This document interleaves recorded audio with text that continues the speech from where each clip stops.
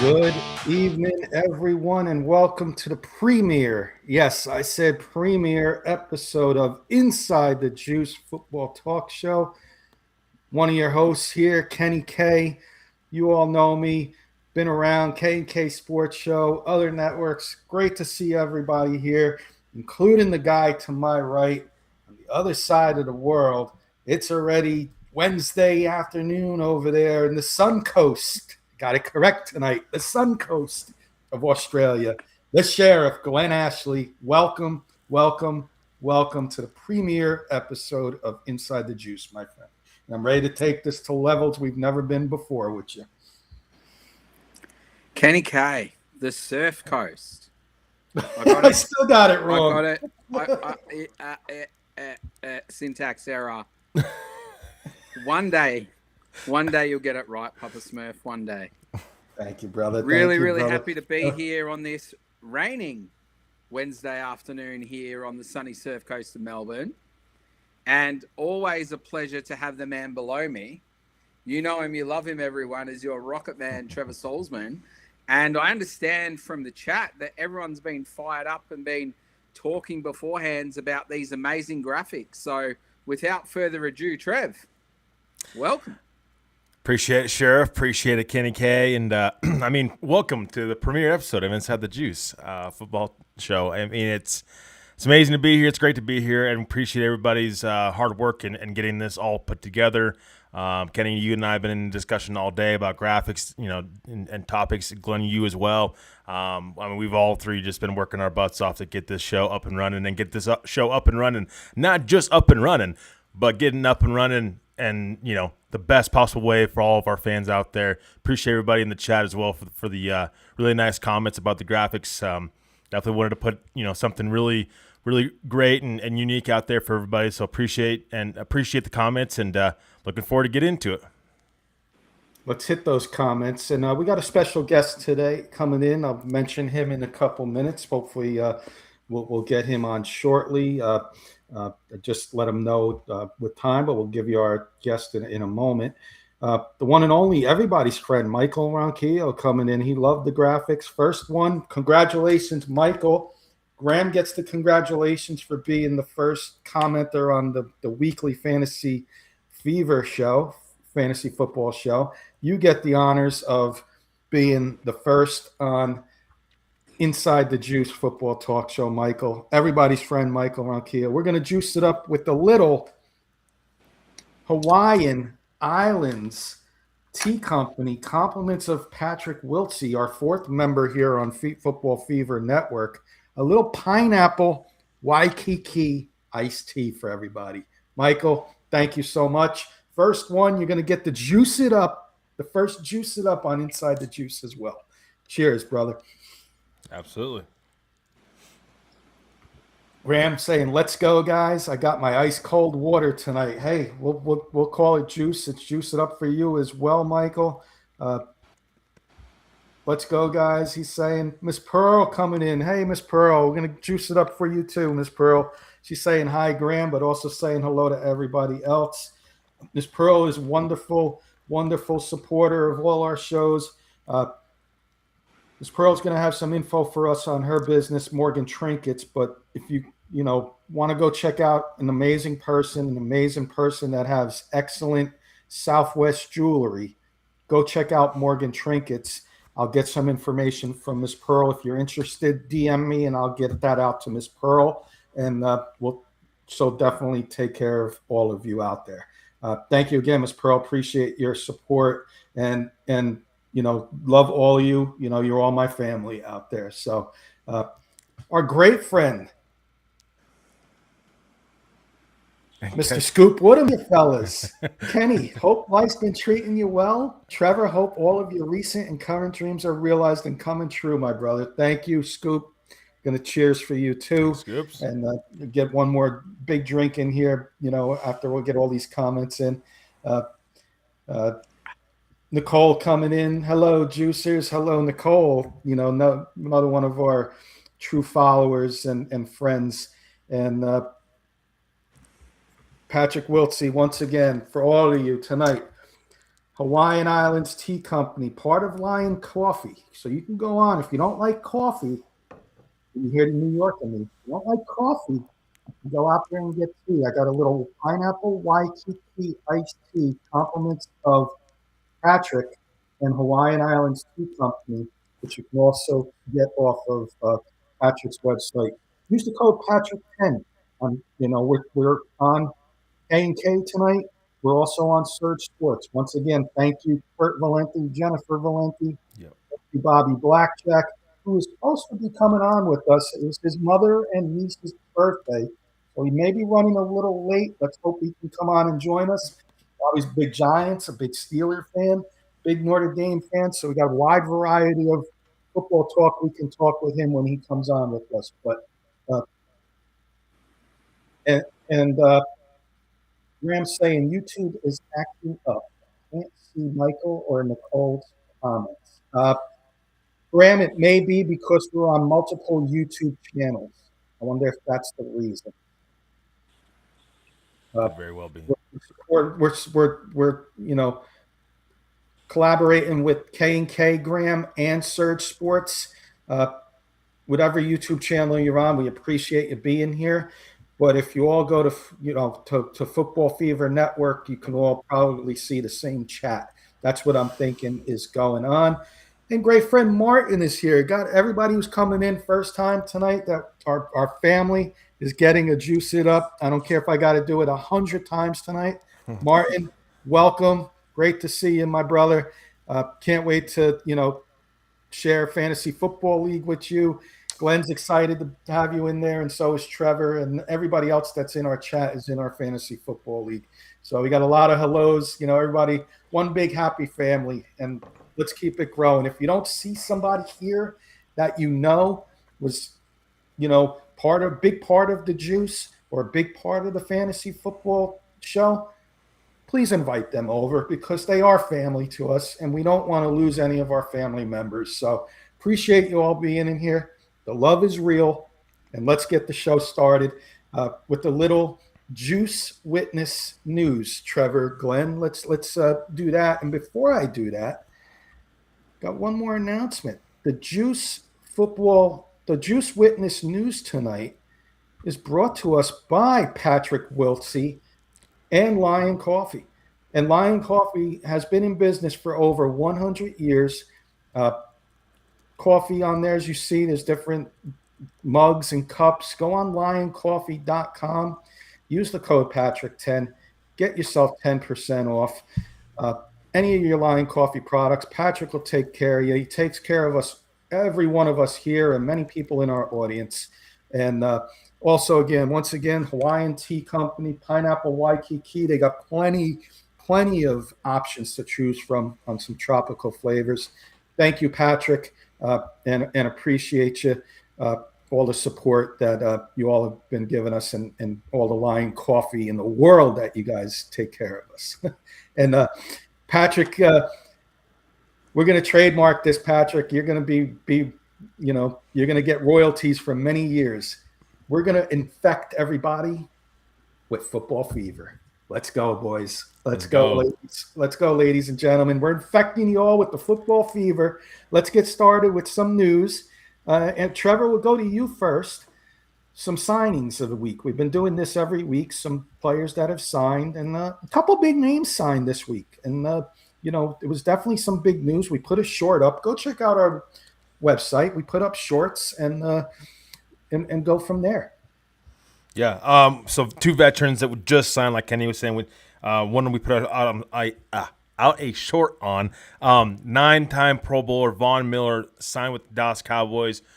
Glenn, I want to give Glenn credit for this because Glenn actually mentioned this a couple shows back when we're talking about Von Miller and destinations. The Dallas Cowboys was absolutely a destination on Glenn's mind there, and something that he mentioned. So, Glenn, shout out to you. That was a great destination for him to go to, and you did a great job predicting that. So, for everything that I've gathered and from my knowledge, it's a 1-year minimum contract with incentives in it as well. We haven't got the full details of contracts, of course, but more or less it's probably close to the veteran minimum with incentives in the contract. Talk about a team with like Dallas Cowboys. This is a team that's obviously, I get a lot of crap for talking about the Dallas Cowboys and them on my list, it seems like every week. But here's the thing. This is a team that's ready to win now. And so I think this move just goes to prove it. And then we also got a signing late last night, Keenan Allen to the Indianapolis Colts, signing a 1-year deal as well. Again, still waiting on the full details of that contract, just like Von Miller's contract, but a nice 1-year deal for the veteran wide receiver that's been out in the market for a while. Both veterans have been out on the market for a while. Obviously, the Colts traded Michael Pittman Jr. away earlier in the offseason to the Steelers. That's kind of the replacement for him would be Keenan Allen. You got Alec Pierce in that wide receiver room. You got Downs in that wide receiver room, Tyler Warren. So another weapon for Daniel Jones in this offense. So 2 veterans that are now off the market and now actually have destinations. Yeah. Nicole's our Cowboys fan. How do you feel about Von Miller, Nicole? She calling you a closet Cowboy fan. But begin. For me, I don't want to take much time on this. I'll let Glenn add anything he'd like to.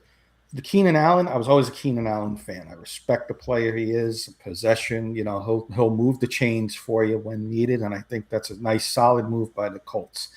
Von Miller, as a Giants fan, I hate the move. As an NFL fan, I absolutely love it. I get to see a future Hall of Famer quite a few times this year now as an NFL fan, and value it, everybody, because he is going to be a Hall of Famer and his career is getting close to an end now. So value the games that you get to see Von Miller play because he had one heck of a career. How about you, Glenn? How do you feel? Yeah, well, Von Miller, near on 10 sacks last season in a reduced capacity role, brings that into Dallas, right next to Quinnen Williams. That pass rush is going to be really interesting to see how you guys handle it, how the Eagles handle it, everyone else in the division. And I'm looking forward to seeing this defense play because, as we know, they're high-powered in offense, and the defense has been what's let them down. So it's going to be really good if we can see the Cowboys push into the playoffs because it means box office. So I really, really like the move. Keenan Allen, not one of my favorite players for obvious reasons. We've had a lot of good battles with him in Denver, but he's a good red zone option, a good move the chains option, and I think a better fit for Daniel Jones than Pittman was. So the Colts, solidify their wideout room. We thought they were a little bit, underhanded after the loss of Pittman in our previous assessments of this team. So, yeah, each different team where we found deficiencies is starting to add players into the mix, and I'm really looking forward to seeing once cuts start to see what other teams do. And I think this Miller move has probably unlocked a nice little episode and segment for future episodes. Top 10 pass rush duos in the league, something that we could all work into. And Kenny, just one more thing before we move into the next topic. Trev, what have you got in your cup? Kenny was too busy asking everyone in the audience and forgot to ask you what you're drinking tonight. So I'll jump in and ask you. Well, it's non-alcoholic. I can tell you that right now. It's actually water. But I'm glad you came to me, Glenn, because I do have a couple more tidbits on these contracts that I do want to get out for everybody. So the Von Miller contract is 1 year, $5.5 million guaranteed, $7.5 million total, with $2 million in incentives. Keenan Allen's contract's a 1 year deal, $8.3 million. So wanted again to kind of get the contract details out to everybody as well as soon as we got them. So nice little contracts for both veterans. Two things, guys. I want to send a big shout out to one of my great friends, Carson Shear. He's part of the K&K Sports Show. He's doing great things over there. As you see his screen name, Carson Shear Show. You can catch Carson on YouTube, a big Detroit sports fan. He's going to become, in my opinion, he's the voice of the Pistons, man, because he does live play-by-play on YouTube, and you got to check him out. The voice over there when he's doing those live games. I watch him, listen to him when the Knicks and Pistons are playing, and when the Knicks aren't on the same night, I'm listening to Carson at work on a Thursday night, and I enjoy his the way he brings it, man. And he's a great friend. And please go like his YouTube channel. And it's not just Detroit sports. It's all, any big news stories come out, Carson's going to break it. Our guest, Bobby, is backstage. Bobby, hang on. We'll get to you in about roughly 3 to 5 minutes. I'm going to move this news segment pretty quick on these next two stories. First one, I'll go, Glenn, and then we'll get to yours. Two rookies in the top 10 got hurt this past week. And one of them was Bobby's big Notre Dame fan. Jeremiah Love goes out with a high ankle sprain. And timetable, they're hoping that he's back week 1. I'll give Glenn this question, and then I'll give Trevor the one on the next guy I got. Glenn, should the Cardinals be concerned, or are you concerned about Jeremiah Love's, how he's going to be when he comes back? Because he's a rookie. He hasn't had much live play. No, I'm not concerned whatsoever. They've got a deep room, and injuries are going to happen in the preseason. So it'll be a little bit of a setback for him as far as time and reps go, as in getting them against opposition rather against his own team.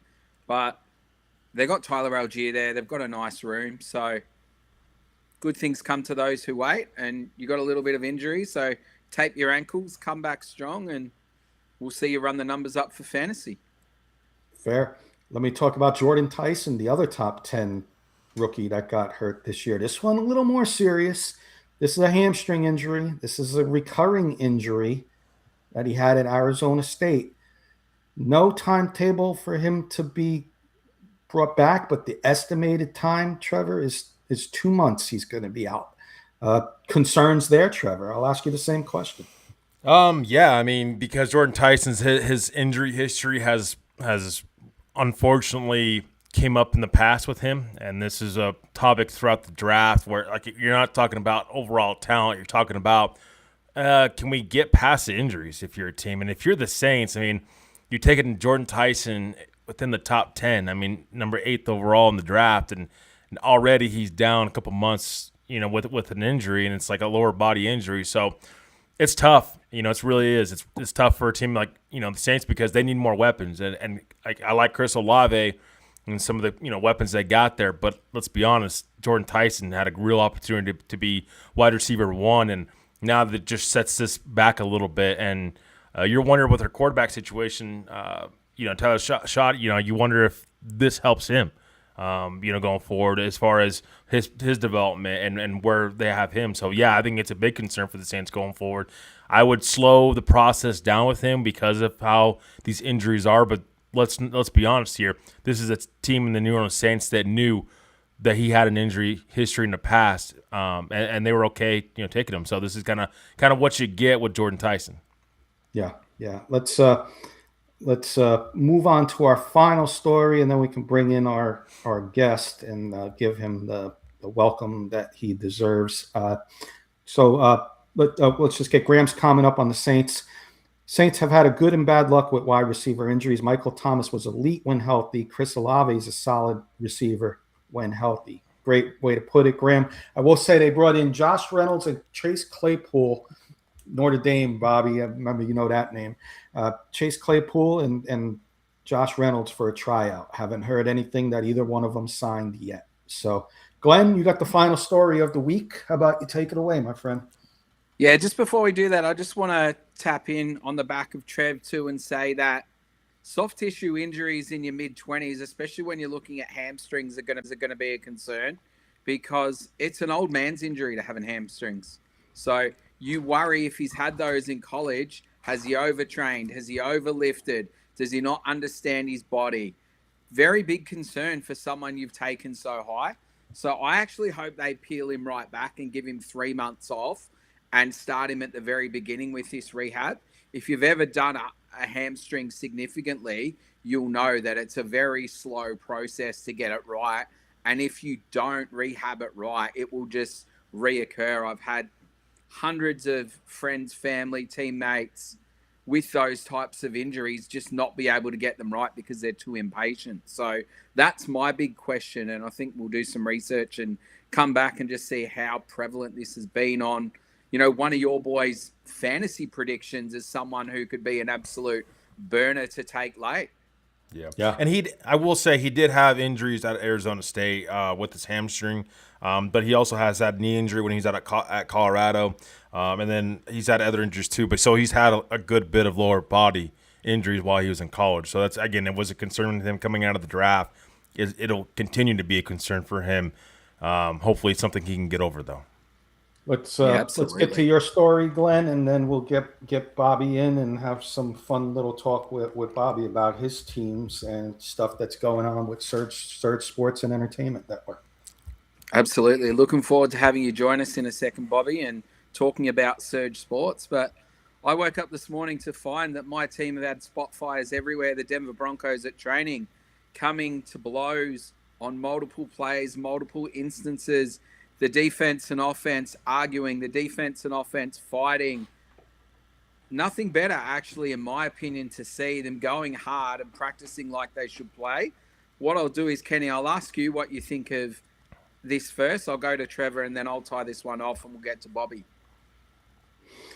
Fights, sometimes I'm okay. I'm okay with the fights. As long as it's not every day, then you start worrying. But sometimes teams need this to fire themselves up. So now maybe this group will be fired up into going into practice tomorrow and, taking care of business and being ready for, you get into a fight. I get into a fight with my friends all the time. You shake hands the next day. They'll be shaking hands tomorrow at practice, or Sean Payton will have them, an extra 3 hours in practice. Shake hands. It's over. It happened today.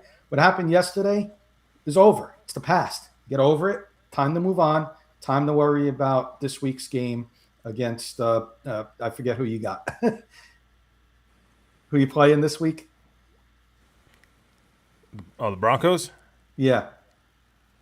Oh, that's a great question. Kenny, we haven't got that far. All right. Well, whoever the Broncos are playing, everybody, we'll just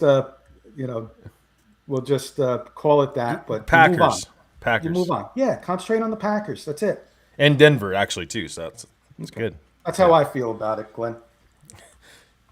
I just had a biggest brain fart right there. I apologize. I knew it was Packers too. I just looked it up the other day. I'm like, oh my gosh, I can't believe this. Take two. Go ahead, Trevor. Anything else on it before we get Bobby? Trevor, what do you think first? Well, from everything I've gathered, it was actually because they've been Bo Nix. They've been concerned with Bo Nix. The coaches are really trying to protect Bo Nix, and Malcolm Roach, Nick Benito are two different names that I've heard or have been kind of in Bo's face a little bit when it comes to, practice. And again, they're trying to protect Bo obviously being in practice. They want ball on the field. So that seems to be what it's about, on top of a little bit of competitiveness in there as well. I am not concerned right now, but again, because I've seen this before. If the offense starts off slow and the defense returns their top 5 unit status, then I think you could possibly see some of that trickle over into the regular season.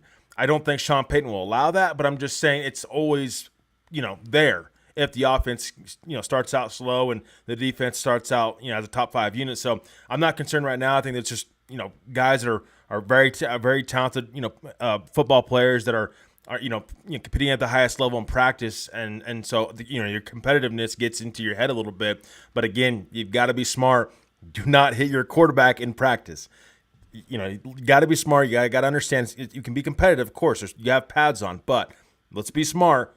Don't get Bo Nix hurt. That was the message from what I've gathered on why this, kind of continued to trickle on, and there were some smaller fights that ended up turning into a bigger fight. But I have no doubt with Sean Payton and the culture he's built there in Denver that that's quickly going to be put to rest.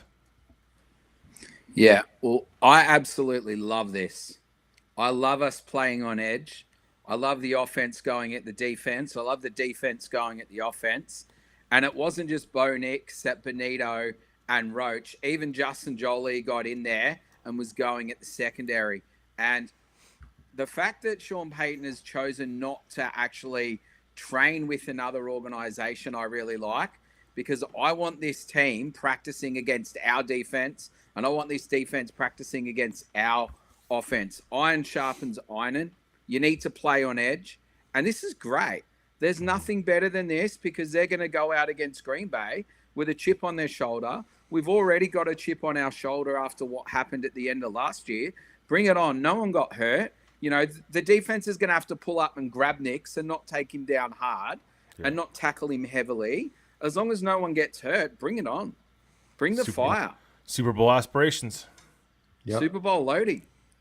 Yeah. It's awesome job. Again, the Juice, Inside the Juice Witness News tonight has been brought to you by our friends at Lion Coffee, our friend Patrick Wiltsey, taking care of everybody in the audience, taking care of all of us, taking care of everybody around the world. And if you don't like coffee, they also got wonderful tea as well. In business over 100 years. Thank you, Patrick. Thank you, Lion Coffee, on being the official, my official coffee of Inside the Juice. Let's just say that. Let's bring in our special guest, guys. I think we're all ready to have our friend, my good friend. Let me get it ready here. Let's add him to the stream and put him on the big spot right here. What's up, my fellas? good friend, Bobby Blackjack Guarente. We know him as Blackjack. You could call him Bobby. Bobby, been a little too long. Summer's here. We haven't been on each other's shows and stuff recently, but honored to have you here for the premiere episode of Inside the Juice. And thank you for everything you've done for K&K Sports Show, allowing us here at Football Fever Network to put the fantasy football show on your network, and going forward, collaborating with you and helping get Surge, some recognition they deserve as well. Thank you so much. I appreciate it. Like I said, we're gonna grow together. We're gonna make this a worldwide brand. We'll talk about Surge a little bit later. Let's talk some football, man. I'm excited. It's been a hot summer here on the East Coast, as Kenny knows. We had floods, we had tornadoes, we had extreme heat. We haven't had really any cool nights yet, but they're coming. When they come, that means football's coming. So how you guys doing? Trevor, nice to meet you. Doing good. Trevor and our good friend from the Surf Coast, Mr. Glenn Ashley, the sheriff. I always get that wrong. But audience, so Glenn, real quick, isn't there a game coming up in your land? Yeah, the Rams are opening the season here. So are you going? That's happening at our 100,000 seat MCG. I believe the date's the 7th of September, my man. Are you going? No. Nah? He's a Broncos. The Rams. He's a Broncos. Right, before we get started, I got to ask this question. I don't talk to many new friends from Australia. How big are the friggin' spiders there? Some of them I are really see these big, man. videos that makes you never want to visit. Not because it's not a beautiful country. I hate spiders. I see videos of they take over like parks or whatnot. Is that true? Well, they don't necessarily take over parks, mate. But I tell you, we were talking about this the other day offline with the boys. If you go out to areas where, the forests have been there for 80, 100, 200 years, some of the spiders out there can be, this big. Jeez. Wow. No, thank you. There's plenty of food. I love you, Glenn, but I'm not visiting anytime soon. Then I'm seeing videos of the huntsman spider, which people actually have in their houses because they're harmless, but they're ginormous, but they kill the rest of the bugs, which I guess is a good thing, But again, Kenny, if I see that huge spider on the wall right here, I don't care if it's friendly or not friendly. No, I'm torching the house down. I'm sorry. Okay. Yeah, Graham's saying I'm going to pass too, so he's out. Bobby, but no, for the audience out there, Bobby's a New York Giants fan. Notre Dame, right back there. I'm a Giants and Steelers I got fan. cut off for a second there. Bobby's a New York Giants fan. Steelers, Notre Dame. So you can ask questions, comment along the way. I've known Bobby the longest. I'm going to come out and ask him a Giants question right out of the gate. And then we'll go Trevor, Glenn. I'm also a fantasy football guru. Ask me questions about fantasy football. We might have a spot in our league if you want to come in. I think we got an extra spot if you want to join. I actually play in a league that my cousins founded about over 25 years ago, when you used to have to write, look in the paper the next day and write the scores down. It's a IDP league. Our draft is, I believe, 2 weeks from today on the 1st of September. It's a 30-round draft. Oof. $550 to join. Since I got my own team a couple years ago, I was partnered with my cousin to begin with. Now I have my own team, which ironically is the Steelers. And last year I made the finals that came in second place, won about $1,500. But I love fantasy football, but I think playing fantasy football has an added benefit of you start learning more about the league itself, not just Giants players, not just Steelers players, but now I know a hell of a lot more the past 10, 12 years I've been playing fantasy football about the league as itself, which is important, when you're in the sports business and talking sports all the time, and important to, help other people and just know what you're talking about, So Absolutely. Fire away, fellas. What do you guys want to talk about? Martin does want to know if those spiders taste like chicken there, Glenn. I wouldn't have a clue, Martin. I think we better ask someone in the audience that likes to try alternative meat. Our pigeon eater Scoop. Scoop, have you ever eaten a spider? Well, yeah, Bobby knows Scoop well. So, Bobby, real quick. Wait, Scoop's here? Where's Scoop? About his trip. He was in the audience earlier, so he may be listening, but he went to Italy. Beautiful trip. He went with his mom. So on his show the other night, I asked, what was your most favorite meal you had in Italy? I could have swore he was going to say the pizza or the pasta.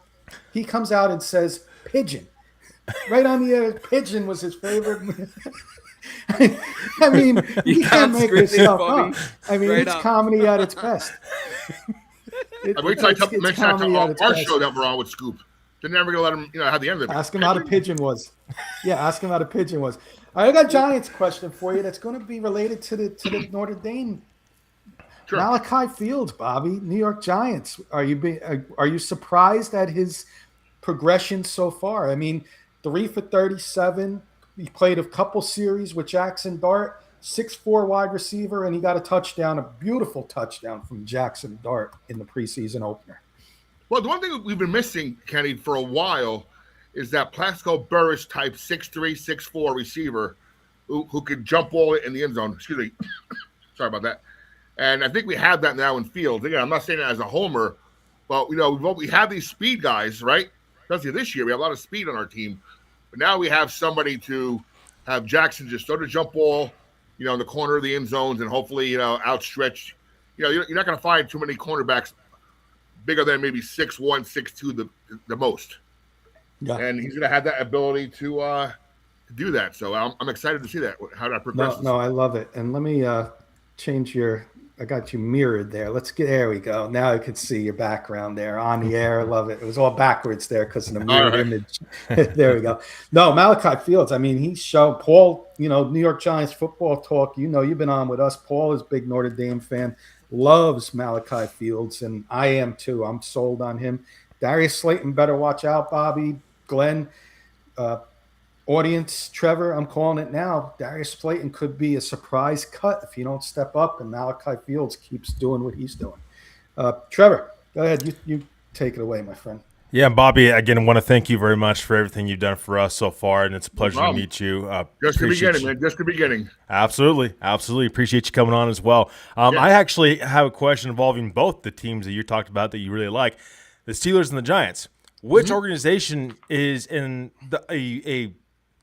I always say this, phrase this properly, and the best situation? And I say this because the Steelers, obviously coming off the playoff appearance last year with Mike Tomlin, new head coach Mike McCarthy, but you have the Giants, who have a ton of talent, in my opinion. They just haven't had the right coaching staff, but I don't know if they're quite ready to go, and be a playoff team this year. Which team is in the best situation to have success long-term, or just going forward in total, in your opinion?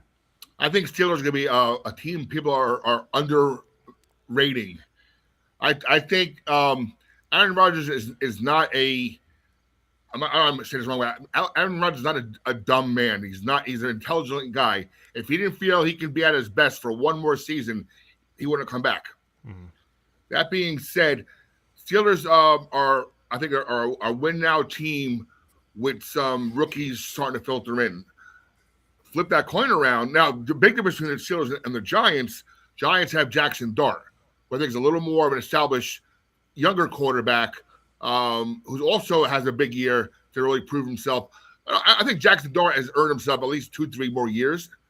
Even if he falters a bit this year or if he shows a little more, with the injuries and whatnot. But, I think in that regards, it's funny. As we all know, the teams are related. Giants and Steelers are related through family, through marriage, the whole 9 yards. It almost seems like you have like a secret, like underground department that both teams filter information to, because there seems to be a lot of players that go back and forth. Now we just signed what's his name today, the running back, Najee Harris, right? Where he started, Pittsburgh, right? By the way, I would be very happy as a Steelers fan to have Darius Slayton on our receiving core, if he does get cut, by the way. But to answer your question there, I think Patrick, what's up, buddy? How are you? Bobby's familiar with the Lion Coffee.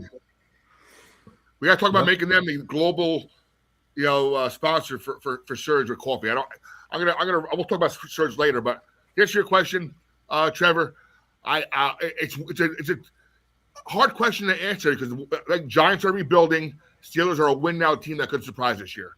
So I like both directions, and like I said, both have new coaches this year. I think they both hired correctly. And one thing I don't think people look at too much as far as the Steelers are concerned, they hired Mike McCarthy. They didn't go with a young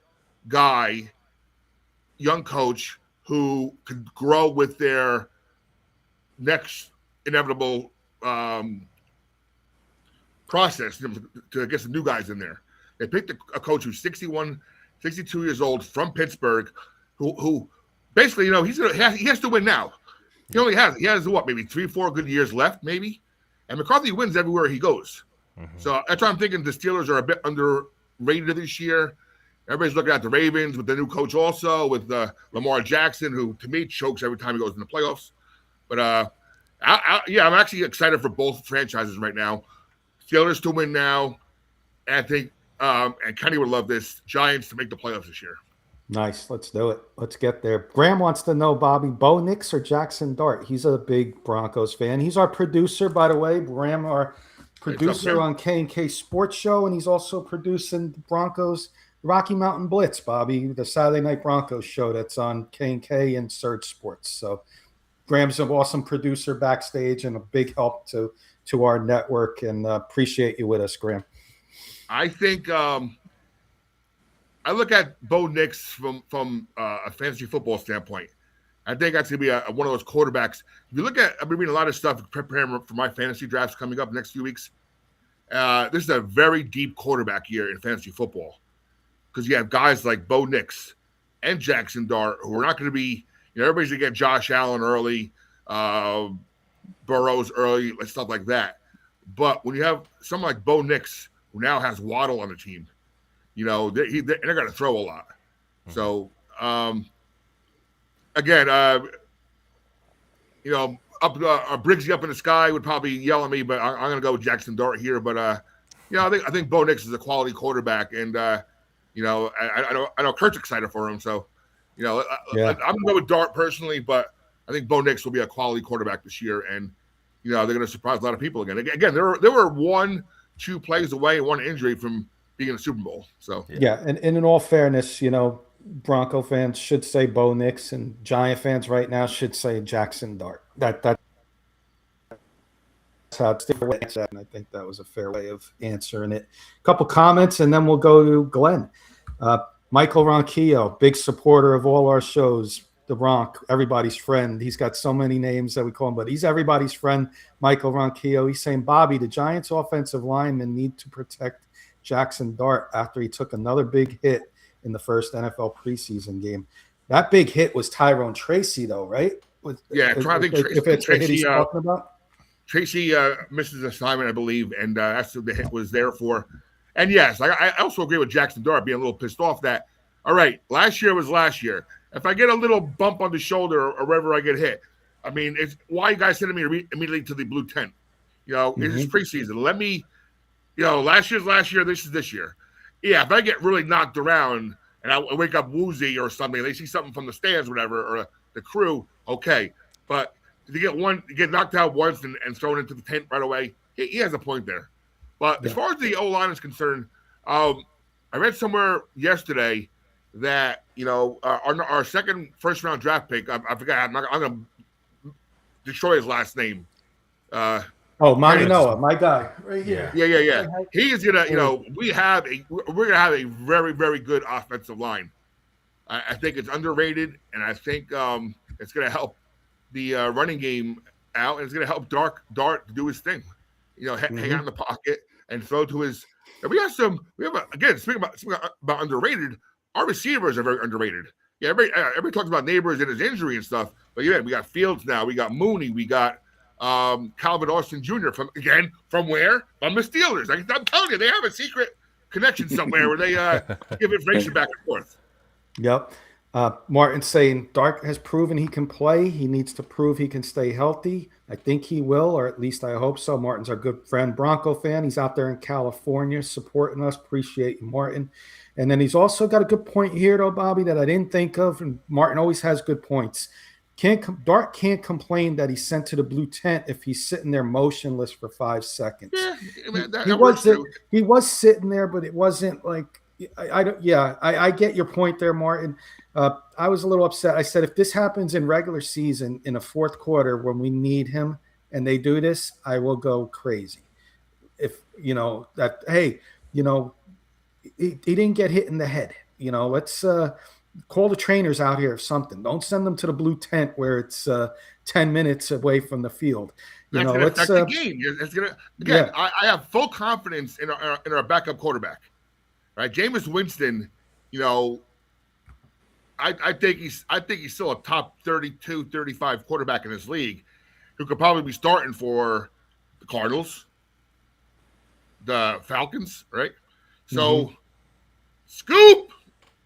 We got to talk about your little pigeon estimate there, but pigeon pizza. Pigeon on pizza. Man, I'll tell you. But, yes, so I think, they're there. Bart does have to slide properly. Let's go to Glenn. He's been, waiting to ask you a question. Here, buddy. It's first time meeting Bobby Blackjack, first time meeting the Sheriff Glenn Ashley, formally introduced at the beginning. But to give him a question. Give him a question, Glenn. I will, but let's not get ambition confused with results. Jackson Dart is an improving young quarterback, but on no planet on this earth or any other has he done anything like Bo Nix has done. So it's all right to back your guy, but numbers speak for themselves. So there's a clear tier system, and Dart, as much as I love him and I've given him props, you can't compare him to Nick's yet. Fair enough. Well, Sheriff, you got to realize Kenny and I have the enigma known as Kurt Valenti that we got to hear from, and hear Bo Nix ran down our throats for 12 months out of the year. So we got a little bit of Bo Nix PSD a little bit. But, Absolutely. I do agree he's an ascending quarterback who's going to be there for a while. And, AFC West is a hell of a division. And I think you guys may take it again this year. Let's do this, Glenn. Hold off for 1 second. I do want to get Peter Johnson because I want to do a juice it up once again with everybody. We do this, Bobby, as we call it, juice it up. We cheers our audience out there. Again, this is a premiere episode. We did lose some of our family members, unforeseen circumstances. I call everybody out in our audience family. If you know anybody who's supported us on our previous shows and we're over here on a new network, let them know we're over here. So we really do miss you. And one of the people we were missing, I was hoping would come back, and he's right here, Peter Johnson. Appreciate you, Peter. He doesn't blame Jackson Dart for laying there. He got smoked. He would have been badly winded, but his head was not hit. So maybe the Giants medical staff need to give him more a chance to recover. Cheers. Yeah, well, juice it up for Peter, everybody out there. Juice it up for Bobby as well. Absolutely. Cheers, Bob. Yeah. In the interest of the juice, Bobby, what have you got in your cup tonight, mate? I just have my new favorite drink at $6 a large for a Dunkin' Zero energy drink. I'm trying to lose a few pounds, so 20 calories, full of vitamins and stuff like that. So nice, loving it. Absolutely loving it. Yes, Kurt the Enigma Valenti. Exactly. When you know, you know. And props to my boy Peter Johnson, another fellow Australian. And we play our football without pads and helmets here. And I think it's an absolute atrocity that Jackson Dart was sent to the blue tent. You could clearly see he got hit in the body. You could clearly see he got winded. There was no need for it. The head didn't go anywhere near the ground. There was no impact to the head. It's a waste of time. And you don't want to see this in the preseason, let alone leaking into the season proper, because the best indicator of future is present. So the league have to have a look at this stuff. They got more cameras than a Hollywood studio. Surely you can figure out within 10 seconds that he doesn't need to go to the tent. And Glenn, real quick, second play back from the tent, the touchdown to Malachi Fields, which was nice, really nice. Yeah, it was really nice. Of course, you've seen it. Yeah. So go ahead, give Bobby something. Give him a question there, Glenn. You got something. I do have a question for Bobby, and I want to reflect this into the audience. So, Bobby, what was the first Giants jersey you ever purchased? And what was the first Steelers jersey you ever purchased? An audience play along. What was your first jersey? I would have to think my first Giants jersey, it's sitting in my I'm in my garage studio. It's sitting in my basement area.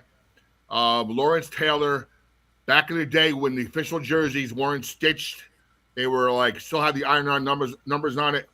I had him sign it, but the ink has faded after all these years. I'll have to say Lawrence Taylor was my first Giants jersey. First Steelers jersey, I would have to say, believe it or not, I'm going to say Ben Roethlisberger is my first one. Of course. Because here's part real quick. I used to cover the Giants. About 10 years ago, I was allowed access to go once a week into the locker room, do interviews and whatnot, hear the press conference, hear the coaches speak, hear the players speak and whatnot.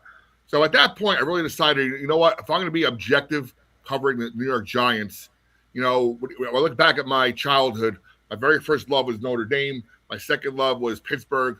Then I became a Giants fan right around the time when, when George Martin took over, and then they hired Ray Perkins, and then it was Bill Parcells. So that's why I kind of say. So at that point, I was like, you know what? Let me scale down my fandom a little bit so I can be more of an objective person discussing the Giants. So I became more rabid Steelers fan. And that's why I started getting the jerseys and whatnot at that point. I got some Absolutely. answers, Glenn.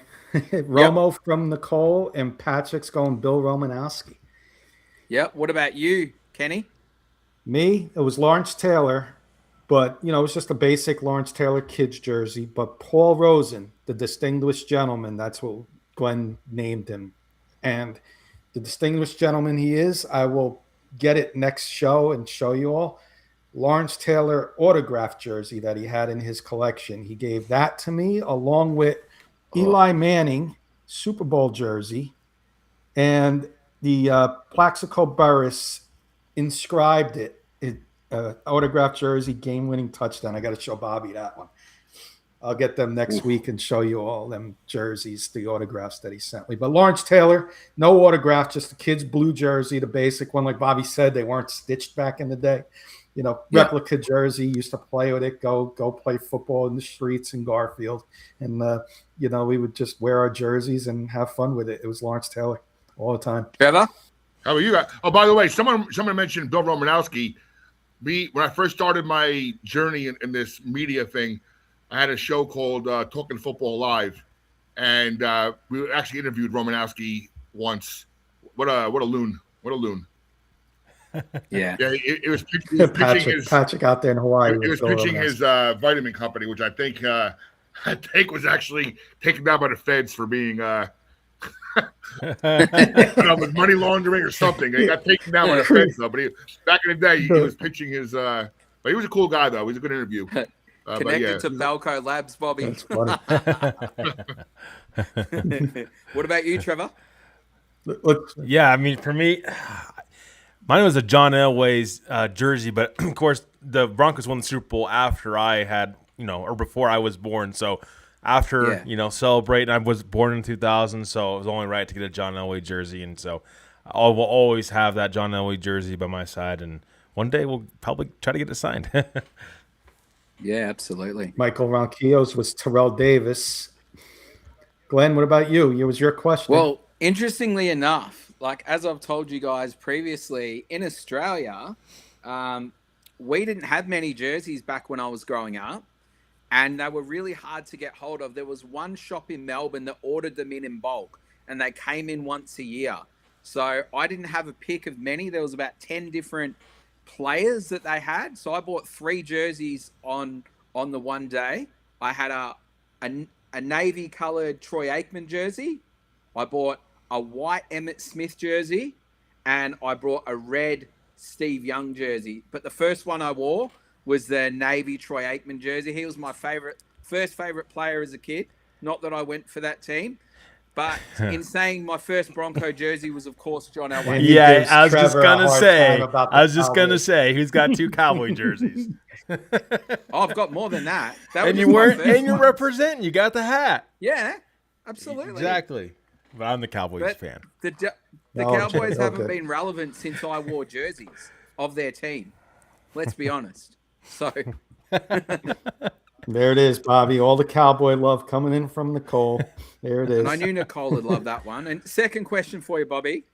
Yep. Favorite players currently and all time of each organization? My favorite Giant by far will always be Lawrence Taylor. I had a pleasure of working at a gentleman's club, probably one of the most famous gentlemen's club. I'm a DJ for a long time. So I had a pleasure of working at one of the most famous gentlemen's clubs in the world, known by the Sopranos TV show. And let's just say LT would come in a couple times during the day after playing golf. Very kept to himself.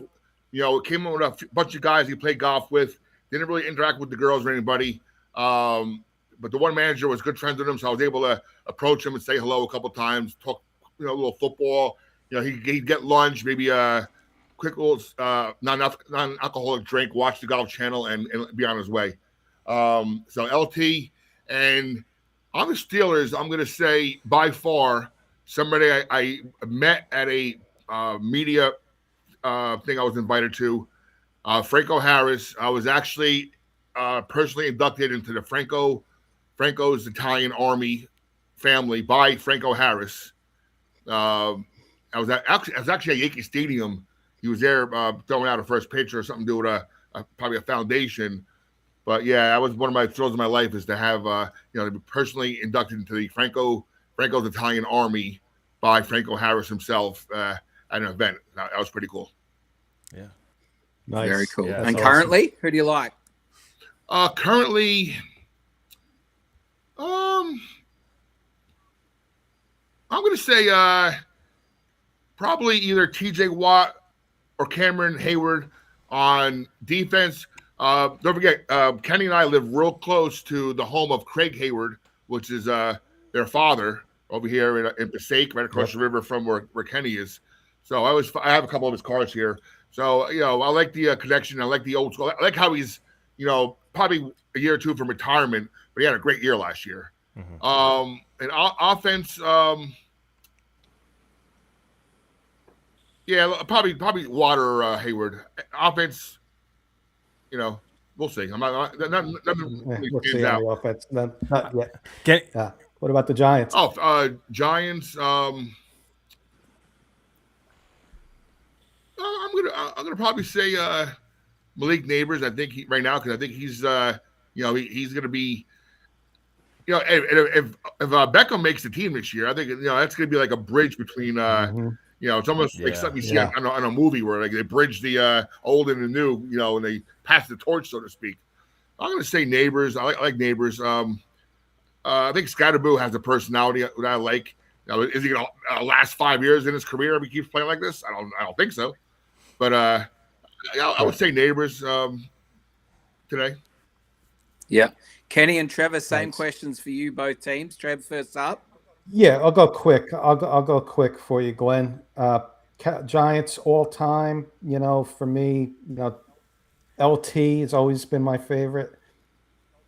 LT's always been my favorite, but I got a heart for a guy that came on our K&K sports show with us. Bobby was with us. Stephen Baker came on with us, the touchdown maker, and just hearing his stories and what a down-to-earth guy. And Kurt's brother-in-law met him at a couple signings, and he's just as down-to-earth in person as he is on a podcast. So I got a heart for Stephen Baker, love him to death as my all-time favorites. My current favorites, I'm going with a couple rookies, man. Francis Maninoa, I followed his college career. He's the big reason why Miami got to the national championship last year. CeCe's going to be blocking for Jackson Dart. Absolutely love him. OBJ, if he makes the team, it's always going to be my favorite. On the defensive side of the ball, I'll go Arvell Reese, man. I am loving everything I'm seeing from this guy. And Brian Burnsy. I like Brian Burns. But Arvell Reese, I always have a heart for the ones that were drafted by your team. Yeah. So give me Arvell Reese. I think he could be something special, Bobby. Do you have a favorite Steeler, Kenny? Past? No. No? No, I don't. I don't have a Steeler favorite. Trevor? I'll go real quickly as well, because I do have one more question for Bobby before we let him go. I got to ask him a fantasy football question before we let him go. But mine's Randy Gradishaw. I have a signed Randy Gradishaw jersey from back in the day, Orange Crest jersey. So that would be probably my all-time favorite. Current right now, probably Pat Surtain. I mean, he's one of the best corners that will ever put on a Broncos uniform. I think he's going to surpass Champ Bailey one of these days if he hasn't already. So, those would be my two guys. Absolutely. What's your question? Yeah, so Bobby, fantasy football question. With the 1.01 pick, who are you taking number one overall? And if you have the number one overall pick, Jahmyr Gibbs, Bijan Robinson, Jamar Chase, or is there a sleeper? Actually, in this big league I described earlier, we did our now this league is so unique that it's not a snake league. Every single round we roll the dice or whatever they use now and every single round is set in order. So we'll have Patrick on with us the next time Bobby comes on. Yeah, Bobby will definitely be on. I'm a night owl. I'll be up another 3 hours out here in the summer night. So in this big league, I actually was fortunate enough to have pick 2 in the first round, pick 1 in the second round. So in case my competition is listening, and they might be, who knows, I might see the recording of the show. I think the second pick of the draft, 1.02, is the easiest pick in the whole draft. Because right now I'm looking at whoever running back the guy before me with the first pick doesn't take. Okay. The sleeper for me personally, I was thinking about this today actually. It's funny you brought that up. Now, the way our keepers work, it's have to be players picked after the 12th or 15th round or something like that. One defensive, one offensive. I just realized I'm able to keep both Myles Garrett because I picked him in the 12th round. So he's a keeper by far, my defense. And my offensive keeper is going to be the guy who led me to the championship game, Matthew Stafford. So the only thing that might change my mind about pick 1.02 is Puka. But I kind of have a feeling Puka's going to have a little bit of an off year this year with all the off-field stuff. Some off-the-field stuff. So I mean, again, if I have Stafford, or I'm already going to have Stafford locked in.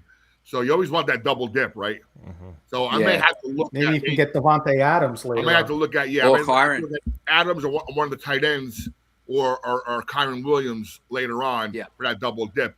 Because I don't know, because I can really, at 1.02 and 2.01, I can really get, for example, Bijan and then like James Cook at the top of the second round and have two studs at running back. And then worry about everything else later on. Because there's enough wide receivers out there that you can get. You can stack three good wide receivers later, in the middle, starting with round 3, 4, 5, 6, 7.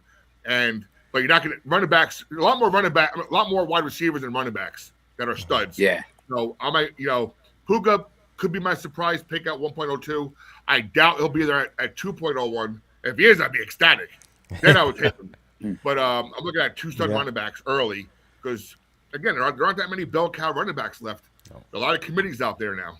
Yep. And the Giants today everybody was going to get Scatterboo. They kind of just killed that because they picked up Najee Harris. Yeah. So it kind of happens that way. Yeah. Absolutely. Before we let you go, Bobby, and thank you so much for hopping on our premiere episode here, and thank you for everything that you're helping us out with, and I can't wait to get this to levels that have never been seen before, and you're a big reason for that, and we can't wait to share this with you and go forward. But please let our audience know, because we do have a lot of people out there. We got Peter out there in Australia. We got a lot of people on the West Coast watching us. And give them a little information about Surge and real quick, sports and entertainment. I was unfortunately let go from a job I had past couple of summers. So I've been spending a lot of time this summer kind of just laying back, building up Surge Sports. Within the next few weeks, we were last couple of years, we were on, of course, YouTube, which is easy. We were on Roku and Amazon Fire TV worldwide on screens and whatnot. In a few weeks, we're launching the new Surge Sports Entertainment TV 2.0, which will be on every device imaginable: Samsung, LG, Apple TVs, Android TVs, and of course Roku, Amazon Fire Stick, and then we're also going to have iOS and Android apps. So we're literally going to be everywhere on Surge Sports. Beyond that, I've been spending most of the summer buying and collecting and organizing sports cards.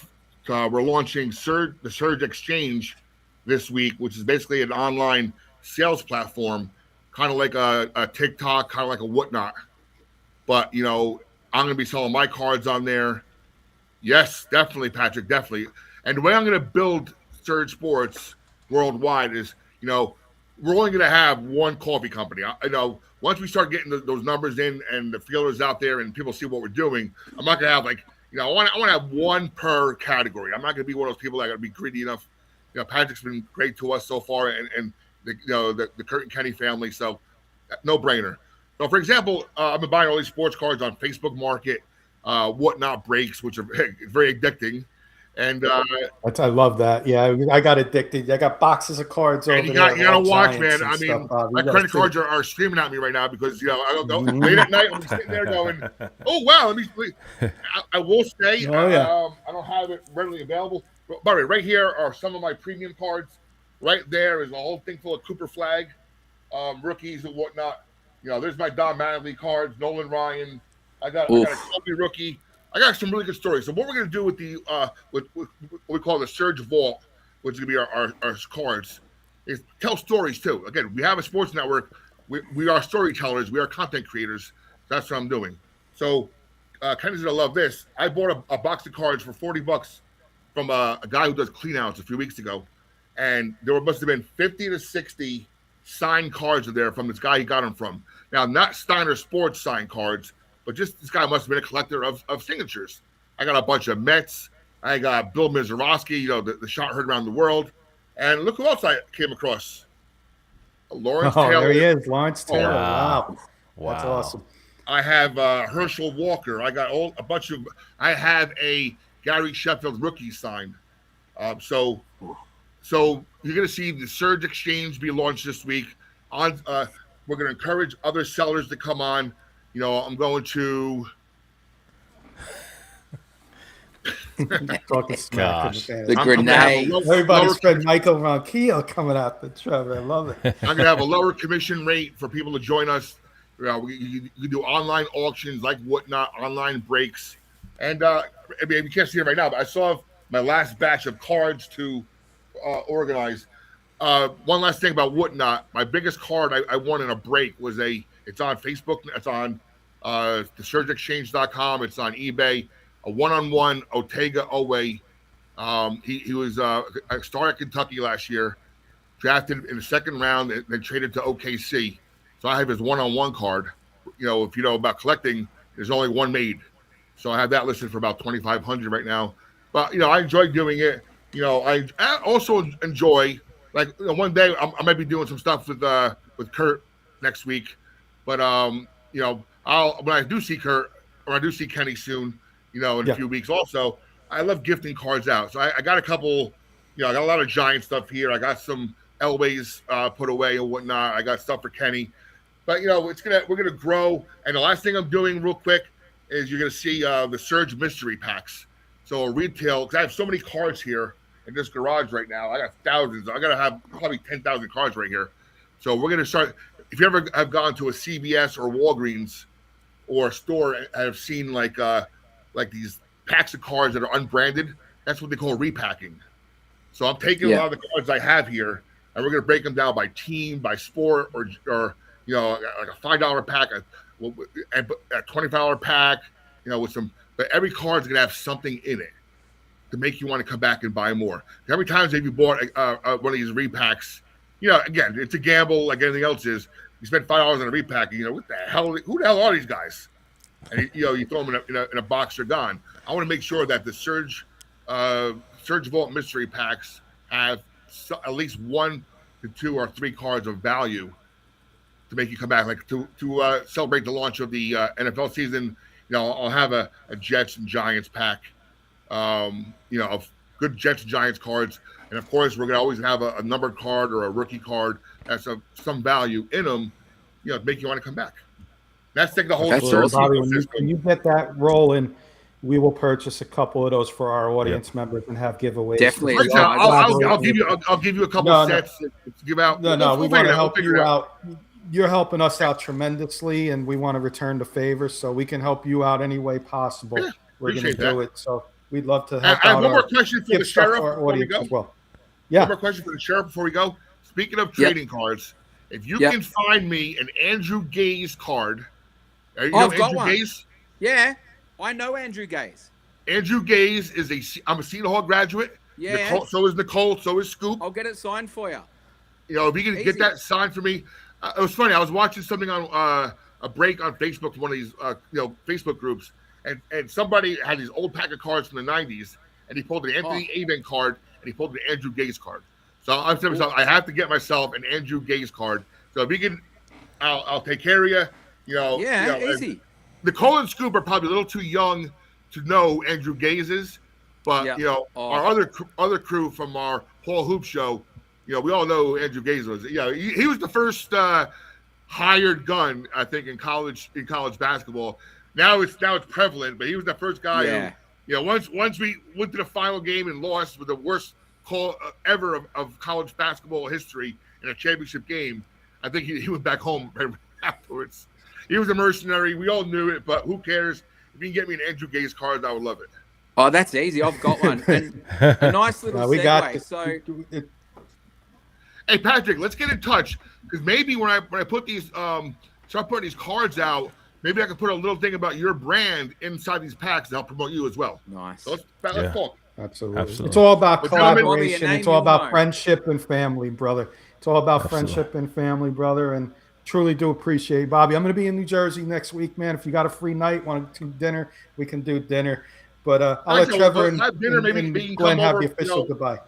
Yeah, come over my it's 1 o'clock, almost 12 o'clock at night. My garage is open until at least 3 o'clock. Yeah. I'll be here working on these I'm cards. going to be dog sitting for Kurt and Jen, so I can get out for a couple hours. I'll show you the little studio we have set up here, and then we'll go to dinner and take it from there. Sounds like a plan, my friend. Sounds like a plan. Trev, you can go first. Trevor, nice. You guys ever need me on the show, let me know. I'm a night owl. Like, actually make our own Hall Hoop show tonight because it was my mom's birthday. We had dinner for her. So, so when Kenny said 11 o'clock at night, I'm like, no problem. I'm a night owl. I'm never in bed this early. We'll definitely have you back on for sure. Absolutely. Bobby, thank you for everything. Appreciate you very much. Sheriff, it's nice to meet you. Guys. Absolutely. One more thing from me, Bobby, before you go. Yeah. One more thing from me before you go. So, a very good friend of mine is a New York playground legend, and he's passed away a couple of years ago, Corey Homicide Williams. So he was on the first and one mixtape show with the Professor and those guys. He played in America, and then he came over and played in Australia. Now, Andrew Gaze had retired, but his father, Lindsay, coached the Tigers. So he played in that panel. And funny story, Andrew Gaze played for my arch enemy team. So unless he was playing for Australia, he was the enemy to me. But well, Bobby's not a Knicks fan. Bobby's a Nets fan. So you're okay to talk of the. He's a Heat fan. Glenn's a Heat fan, by the way, Bobby. Heat fan. Well, as a matter of fact, one of the big rookies, I have a few of his cards here. He was drafted as well. Kareem Lopez played in the your league down there, the pro league. In the NBL, yes, he did. Yeah. Yep. It's a cool thing. Send me his name. Text me his name. I want to look him up because, like I said, I do some stuff in New York City with basketball and stuff. So I'll probably know some people that probably knew him. Oh, you will. Yeah, Thank you, will. Bobby, being our first. Thank you, Bobby. Appreciate you. On Inside the Juice. Hope to have you back many more times. We know you'll be back many more times. Surge Sports and Entertainment. Bobby as soon as we Blackjack. get everything launched in a few weeks, maybe I'll come back on and give everybody the direction of where we can find us. Absolutely, and we'll get what shows we got going on Surge and your show, everything that's on Surge, we'll have you on for sure to spread the word. Awesome. Gentlemen, have a great night. Love you, Bobby. Have a great night. Thanks, Bobby. Thank you very much. Double B. Yes, Take care. Juice it up. Thanks. Oh man, Kenny, I tell you what, I've got basketball cards that are sitting in boxes in my garage, right? I only collected from 91 to 96. I actually worked in one of the only shops in Melbourne that was selling them. And from that period and anything that I went back and got, like I've got Jordan, Shaq, Alonzo Mourning, rookie cards and sets up to when Scoring King sets, flight team sets, you name it. I don't even know what that'd be worth. I was going to ask Bobby, but we'll save that for another time, mate. Sure. We could talk with Bobby forever. And I agree. I agree with Michael. Great conversation. It was, Michael. I know Bobby a long time, thanks to my brother up in heaven, Michael Briggs. That's why I know everybody here. Between him and Bobby starting the show in a little pizza restaurant called the Firehouse, we would go there, and I made the trip up a couple times and started doing shows with them, and it was great. And here we are 10 years later, back in where we started from. And this is going to go places. I'm so excited to share this experience, not only with you and our audience, but with Bobby as well. And again, can't thank him enough for the support he's given us and letting us be a part of Surge Sports as well. Thank you. And Martin saying Bobby was a great guest as well. Absolutely. We do have a couple little topics I think we should get to for our audience, right? We could probably do another 20 to 30 minutes, I think. Oh, yeah. We'll crank these out pretty quick. Yeah. So let's put the first one up for everybody. Play along, everybody. Play along. First one we have for everybody tonight is our top 3 players that are under the most pressure next season. I guess I'll go first because you got Kenny, Glenn, Trevor. We'll go in that order for this first one here. I got Bryce Young, guys. Bryce Young's going to be my number 1 guy. 8-9 record last year. Got into the playoffs because they were in a bad division. 3,011 yards, not bad. 23 touchdowns, 11 touchdowns, 63%. Took 27.5 sacks. He's 5'10". I'm not sold he's the quarterback of the future over there, man. He was benched, 2 years ago for Andy Dalton? Last year he had a resurgent with Dave Canales, but 8-9 ain't going to win you a division 9 out of 10 times. You're not going to win a division or get in the playoffs at 8-9. And I think this team's going to regress a little bit this year. I'm looking at 6 or 7 wins from this team this year because they got a first-place schedule. I'm not liking what I'm seeing. He's number 1 player under pressure for me, and don't be surprised if there's a quarterback change next year. Glenn, give us your number 1. Yeah, so my number 1's Troy Franklin, and funnily enough, last season he started as, wide receiver 2 for our Denver Broncos. And by the end of the season, he was wide receiver 3 or 4 behind Pat Bryant and Marvin Mims. I think the biggest problem with Troy Franklin is he has a lot of drops, but it's not his hands. As soon as he goes to take the ball, he's thinking about what he's going to do next before it goes in his hands. And it's such a big deficiency, and it's a shame because he runs good routes, he's physical, he gets into the right position, but he's thinking 2 steps ahead.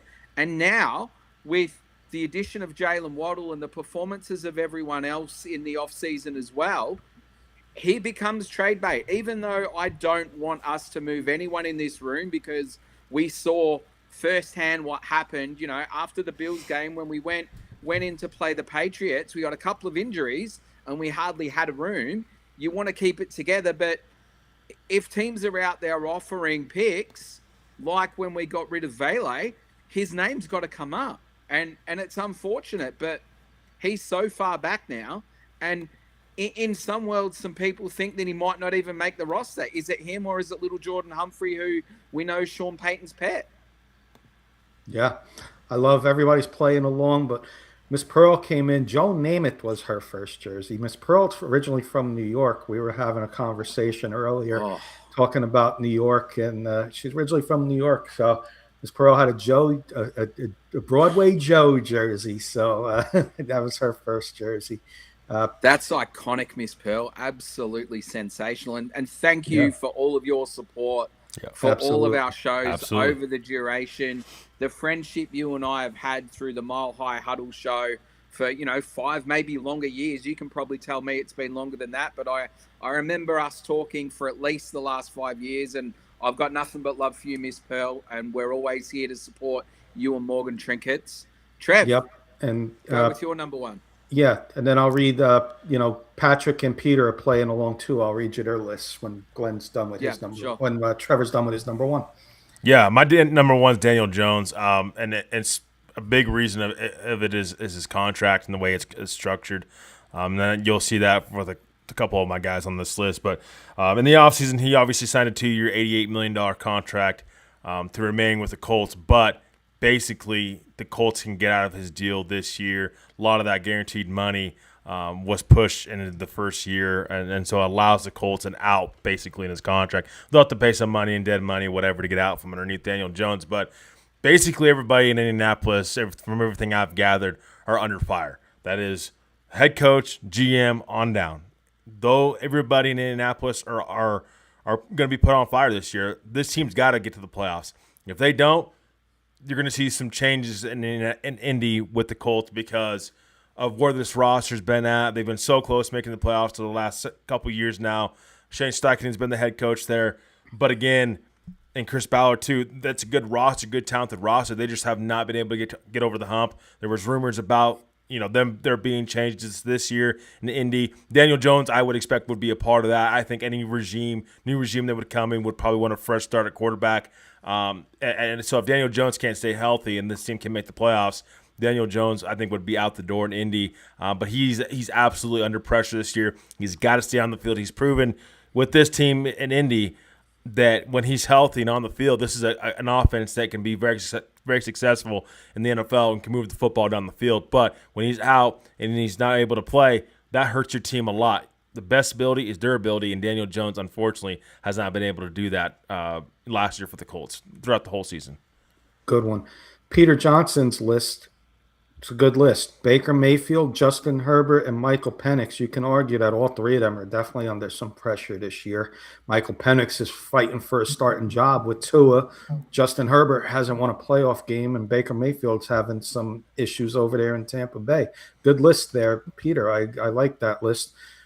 Patrick agrees with you with Daniel Jones. He's going Matthew Stafford and Jacoby Brissett. Brissett is definitely under pressure. I like that one, Patrick. Carson Beck ready to take over, or even Gardner Minshew. And Stafford, pressure, you look at it in different ways, right? Pressure, yeah, they're the favorites to get to the Super Bowl. There's got to be a little pressure on them. So good one, too. And Michael Ronquillo, Glenn, what do you think of this one? Riley Moss is under the most pressure next season. Fellow Bronco fan, why don't you give us your thoughts on that from Ronk? I vehemently disagree with you here, Ronk, and this is what I'll say to you. Since the penalties were highlighted midway through last season, Riley Moss has been near perfect. It's a contract year for him. He's come out in this offseason with a fire under him as well. I think he's got to make a decision. Does he want to stay in Denver and take the deal we give him?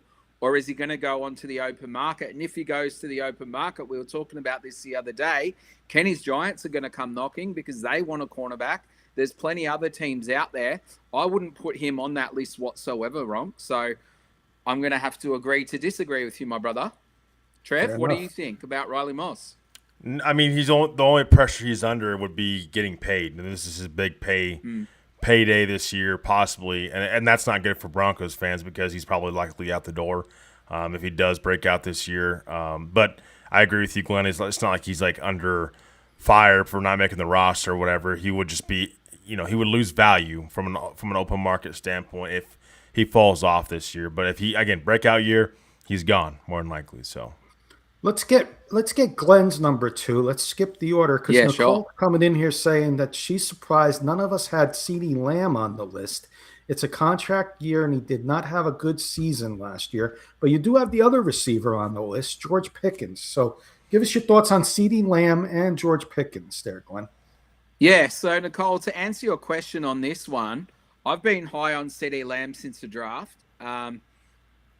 And I'm having, flashbacks of PTSD here with us taking Jerry Jeudy instead of taking who I wanted, Justin Jefferson, or who our good friend over at MHH, Chad, wanted in CeeDee Lamb.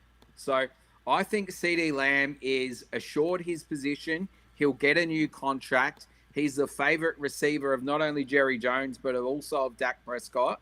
And George Pickens is obviously on the hot seat for me and under pressure, because he's been franchise tagged. He has some issues where he can be a bit of a diva, and it's a prove-it year for him, right? So I could see this going one of 3 ways for him. He could have a good season and they transition tag him because they want to see what offers come his way and they lock down CeeDee Lamb. They transition tag him because they want to move him on, or he proves it and they find a way to keep them both, which they could do because in essence, there's ways and means of doing this. They freed up a lot of money when they got rid of Micah Parsons. So if anyone can keep both of these players, it's Jerry Jones. But George Pickens has got a lot to decide on his own. And the Cowboys have got a lot to think about is, do they want him in the locker room for the next 5 years beyond this season? And, the defense has come along. They've just brought in Von Miller.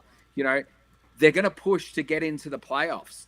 If he doesn't show up or if he shows diva behavior, I think George is out the door. So that's why he's number 2 on my list. And that's why I don't even think CD Lamb has any pressure on him. He just has to go out, play injury-free. And I think his injuries last season were a reason why his production was a little bit down. Well said, Glenn. Well said.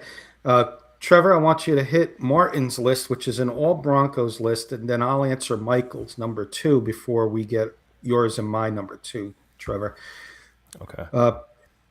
Martin's giving you an all Bronco list: Jahdae Barron, J.K. Dobbins, Evan Ingram. Agree, disagree with that list?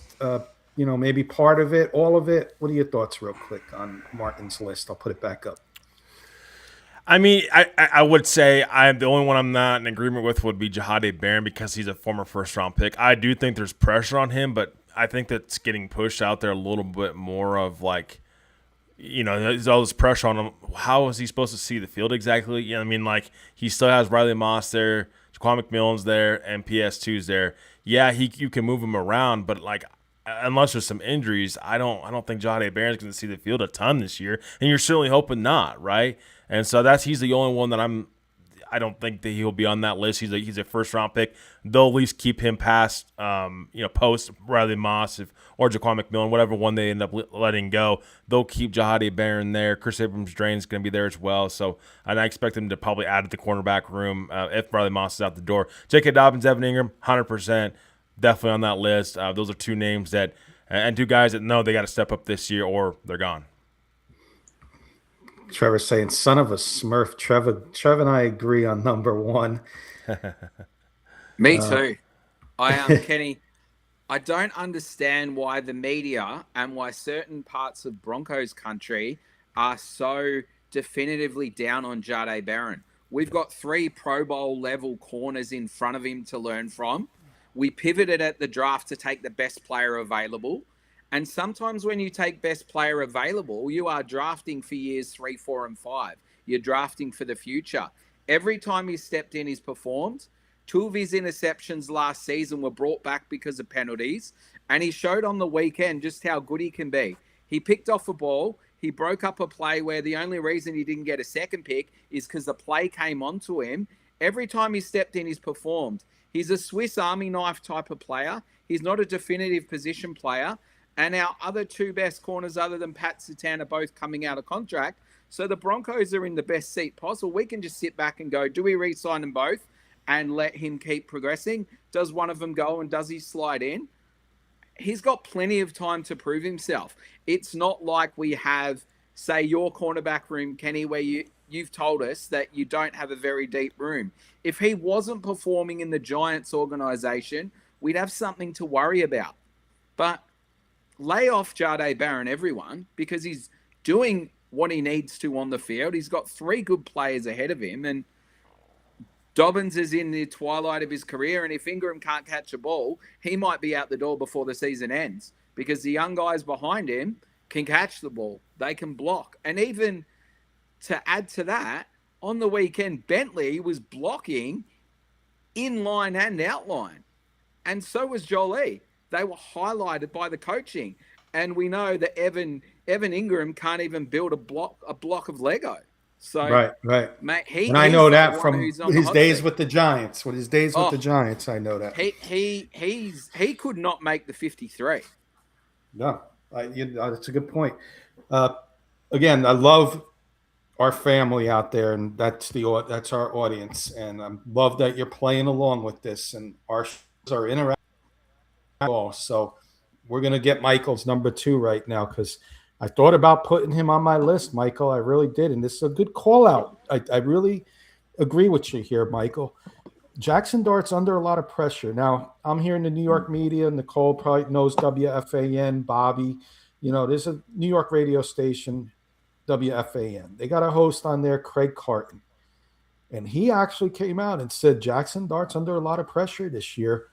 Or, there's no guarantees that he's the franchise quarterback. And I say he's under pressure too, Michael, because John Harbaugh is now the new coach. It's a new coaching regime. Jackson Dart comes out and gets hurt in week 2, concussion. And he comes back 4 weeks later, and he's out again. Don't be surprised if the Giants have a 4-win season again this year. Maybe you don't. I'm not going to say the name because Trevor will get on me, but maybe they do take a quarterback. Same You know, quarterback prospect the whole time. there's Patrick tried to quarterbacks that are sneak it good. in There's going to early. be 3 or 4 quarterbacks in the top 10 next year that may be too good to pass up. If we're looking at a quarterback, and of course I'm a Giants fan, I don't want that to happen because I love Jackson Dart, what he's done so far when he is playing. But if the injuries are going to build up, you got to think he's got to be under some pressure, and he may not be the future. And John Harbaugh may move on from him. We'll see, but that's a good call out, Michael. Mine is Texans quarterback C.J. Stroud, and that may come to a surprise to some people. Our good friend, and I got a favor to ask of our audience members. We have a good friend. I'm trying to find all our friends and family that supported formerly the Juice, which is now Inside the Juice, supported us on the fantasy football show. We have a good friend, Brandon Hollum, Texans fan. He's on this list. I was hoping he'd be here with us today. He might not know we're over here yet. If you see him on any other shows, let him know we're over here because I know he would love to hang out with everybody. And we really did enjoy talking to our fellow Texans fan. But he is on my list, and I would love to hear Brandon's thoughts on him because Brandon's not a big C.J. Stroud fan. Last year, he had a 9-5 record in 14 games, 19 touchdowns, 8 interceptions. He was sacked 23 times, but the year before that, he took a ton of sacks, 52 and 38 in his rookie year. But how about this? How about his playoff performance? 20 for 47, 1 touchdown, 4 interceptions. That's the difference maker right there. He goes and not perform. They make it to the playoffs again next year, and he has a performance similar to that. He's under pressure, and he's gone. I'm sorry. I am moving on from C.J. Stroud. I want to say hello to our great friend, J.C. Weaver. Glenn, you know J.C. over there at Trevor, you want to plug them? Orange and Blue? Yeah. Yep. Orange and Blue Network. Go check out JC and the guys over there. They do a fantastic job covering all things Broncos. JC, it's great to see you in tonight. And JC, amazing to see you, JC.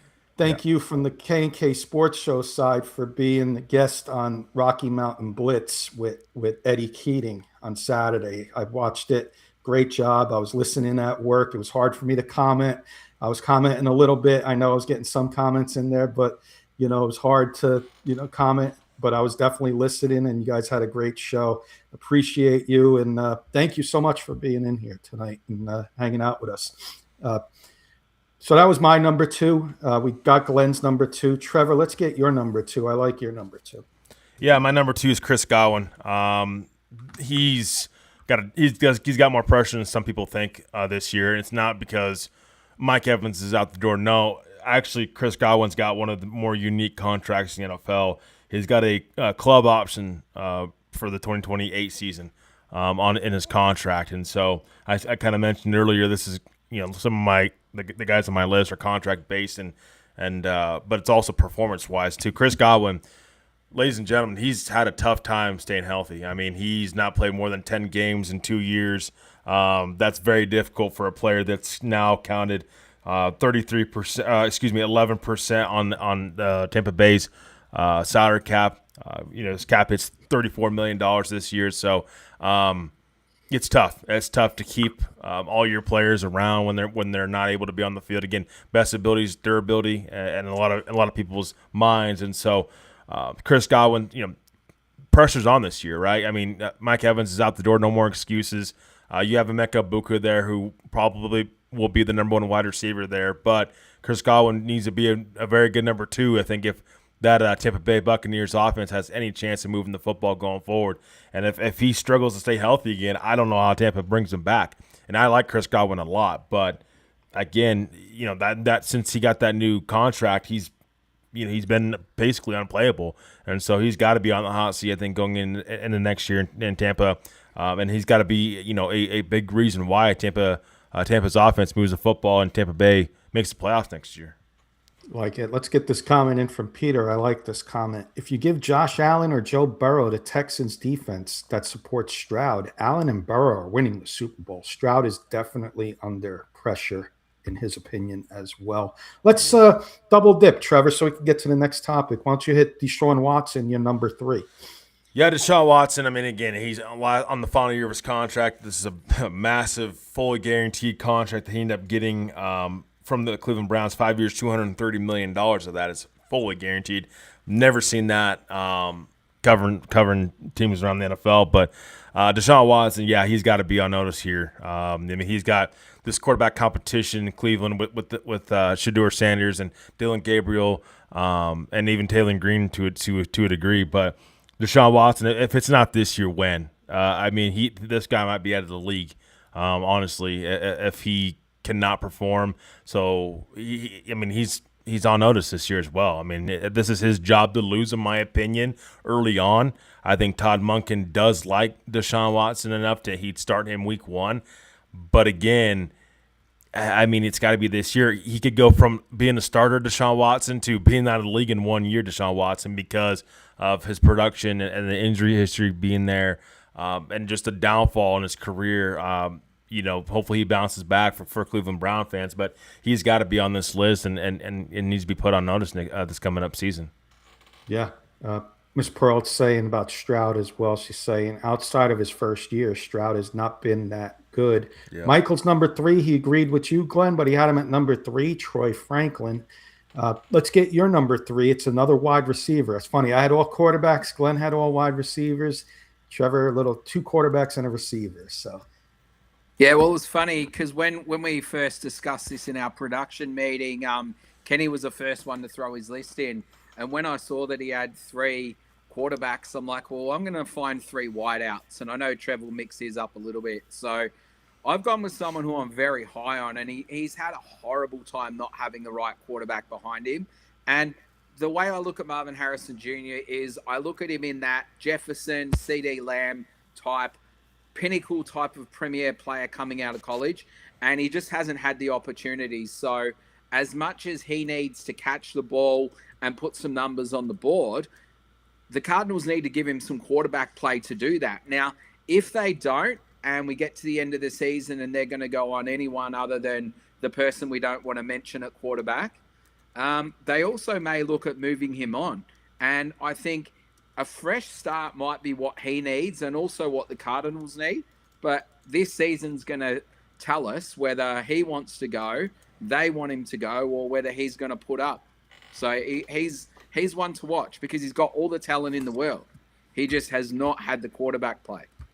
Yeah, that's a good one. And I agree with you with Marvin Harrison. The talent's there. If he's on he's got, imagine what he could do with Joe Burrow throwing the ball. We're not talking about him being a bust, right? If Bo Nix, Josh Allen, if he has a quarterback like that, Jackson Dart, if he leaves Jackson Dart, if he leaves the Cardinals, man, I'd love to see him get a quarterback. I'll do mine number 3, then we're going to get to our next list, and we'll breeze through that a little faster, and we'll do our 3 as a whole. So, real quick, Marvin Harrison from Michael is a second-generation NFL player. Yeah, Marvin Harrison Sr., Hall of Famer, multiple Pro Bowls, Super Bowl winner, was catching balls from the great Peyton Manning. So, Patrick's saying Deshaun's not under pressure. All that guaranteed money, no pressure. Well, for life. After this year he is, and this is his last opportunity. That's what I was saying. Yeah. He ain't getting cut. No, I agree. In a football sense, not in a cash sense. He could buy wine and coffee, Patrick. Let me do my number 3 real quick. It's Malik Willis. 67%, career. Last year, 30 for 35 in the 3 games he played. Sounds great on paper, right? 30 for 35. My gosh. 3 touchdowns, 0 interceptions. Yeah, wow, Malik Willis. I'm not a Malik Willis fan. He averaged 144 yards in those 3 games that he played. Oh. He followed his defensive coordinator, not his offensive coordinator in Miami, his defensive coordinator. It's going to be a totally different offense down there in Miami. It's going to be a team that has nobody to throw the ball to. It's going to have just Devon Achane. and he's going to get the ball 30 times, and they're going to work him to the ground, and God forbid he gets hurt, this team's going to be lucky to win 2 games next year. Malik Willis is under pressure by default. I was just going to say, Glenn, under pressure by default, and he's got to be under pressure, and they're going to be looking for a quarterback next year, and Malik Willis will be the backup. Absolutely. And Kenny, if you're a defensive coordinator going across with poor quarterback play, it's going to make you shine. So the defensive coordinator's done really well to get him over there. Michael saying Bo Nix with Harrison. How about that, Glenn? And JC saying they might not win a game. And you know what? You know, they're going to be pretty bad. They're going to be pretty bad. And you know what? If the Jets are playing the Dolphins, I'll take the Jets over the Dolphins. I'm sorry. The Dolphins are going to be in a lot of trouble. Malik Willis is not going to be your answer, Miami. I am sorry. You're going to be looking for a quarterback next year. I totally believe it. Guys, want to move on to the next list? Absolutely. Yeah, sure. Let's do it. Since I just went, Trevor, hit your 3. We're going to do them 3 so we can pick up on the time a little bit because we are on a little overtime. We had our great guest, Bobby Blackjack. Have we lost Kenny? From Surge Sports and Entertainment with us. So we're running a little late tonight, but we want to continue this and finish our show with a bang. So we're going to finish this last segment with everybody and play along with us. Yeah, and so I'll hit my list real quick. Drew Lohr for me was looked fantastic. I mean, I know Bobby just was a Steelers fan and he came on and talked about Aaron Rodgers, but the Steelers very well could definitely have their future franchise quarterback waiting in the wings and Drew Lohr. And we may see him sooner than we think. I mean, especially if the Steelers are out of it. Mike McCarthy develops quarterbacks very well over his career, and so I think he landed Drew Lohr landed in a great place there in Pittsburgh. But he looked fantastic in his first preseason game. And again, we'll see. It's just early signs, week 1 kind of thoughts on some of these players. Jacoby Lane, I had him on my one of our lists a couple weeks ago, and I think he's gonna be a fantastic target for Lamar Jackson. I mean, he's quite possibly might be Lamar Jackson's best target as time goes on, and I could definitely see him get a bigger role in that offense. I know they have Zay Flowers there, and they're paying him like a number 1, but Jacoby Lane he's a different animal, brings a whole different style to that offense. He's a big body wide receiver. Lamar Jackson just hasn't really had those guys in his career there in Baltimore. Then Jeremiah Love. Again, anybody that's watched this, I'm not a big Jeremiah Love fan, but I think that you've seen the explosiveness. The stats weren't eye-popping. A lot of this is just as watching film on these guys and just seeing the explosiveness that they had, not just watching stats, of course. You're looking for certain traits with these players. Jeremiah Love, he has all the traits. I mean, again, I didn't need to see that because I watched him at Notre Dame, but this guy, he could easily be a bell cow. I know he got hurt. I get that because Arizona, again, they just ran him into the ground basically, week 1 of preseason, but, they got to do a much better job with that, but this guy can easily be a bell cow back. He could be a Bijan Robinson to a Arizona Cardinals offense. That's how much upside this guy has. He reminds me of Bijan Robinson each and every time he touches the football. Love me some Jeremiah. Love the talent. I just hope that the right situation starts to come, be a better situation for him to be successful.